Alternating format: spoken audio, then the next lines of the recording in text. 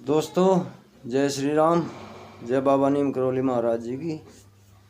तो दोस्तों आज मैं आपको बाबा जी का, नीम करौली जी का एक प्रसंग सुनाऊंगा, जिसमें बाबा जी ने अपने खुद हनुमान जी होने का प्रमाण दिया है। तो शुरू करते हैं। एक बार बाबा जी कैसी धाम में बैठे थे और उनके एक भक्त शिव गोपाल तिवारी जी वहाँ पर आए हुए थे। तो बाबा जी ने बैठे बैठे तिवारी जी से कहा कि तिवारी आज तुम मुझे रामायण का पाठ सुना। तो तिवारी ने कहा महाराज जी से कि महाराज जी कहाँ से शुरू करूं।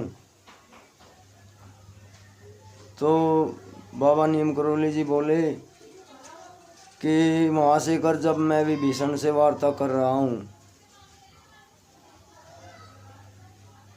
तो इतना कहते ही बाबा जी के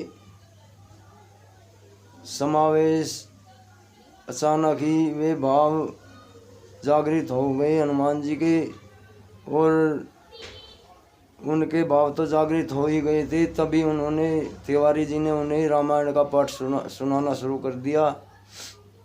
और बाबा जी महाराज को वही बिल्कुल भाव, उनके शरीर में बाल उगने लगे और वही हनुमान जी का रूप धारण करने लगे धीरे धीरे। तभी बाबा जी दादा मुखर्जी का सहारा लेकर, कभी किसी को पता ना चल जाए, वहाँ से उठकर उनके कंधे, दादा मुखर्जी जी के कंधे पर हाथ रखकर बाहर चल दिए। और चलते चलते वे शिव मंदिर के पास पहुँचे। धीरे धीरे वे चलते जा रहे थे और बाबा जी का हाथ भारी होता चला जा रहा था। तभी दादा मुखर्जी को उनके हाथ का वजन सहन भी नहीं हो रहा था और उन्होंने एकदम पीछे मुड़कर देखा तो बाबा नीम करौली जी हनुमान स्वरूप में बिल्कुल बड़े बड़े बाल और विराट रूप लिए खड़े थे। बाबा जी के इस रूप को देखकर दादा मुखर्जी जंगल में भाग गए और वो 2-3 दिन तक वहाँ नहीं आए। तभी बाबा जी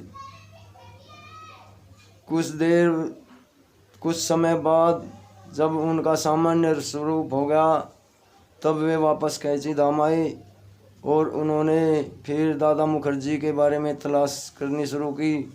और उन्होंने दादा मुखर्जी को ढूंढ ही लिया, क्योंकि वे अंतर्यामी थे, उनकी नज़रों से कौन बचता है। तो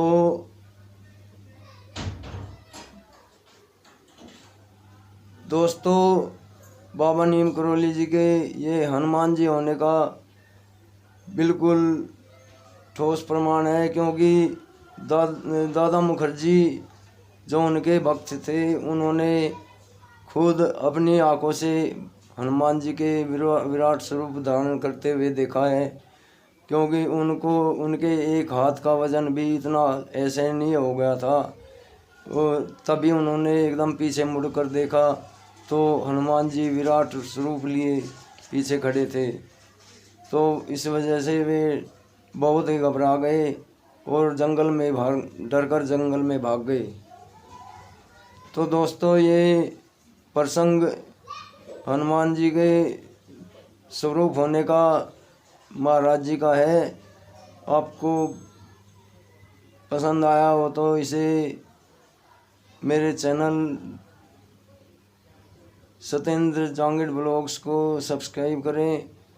हाथ जोड़कर प्रार्थना है कि अगर कोई गलती हो तो उसे क्षमा कर देना और अपने भाई का सहयोग करें। जय बाबा नीम करौली महाराज जी की, जय श्री राम।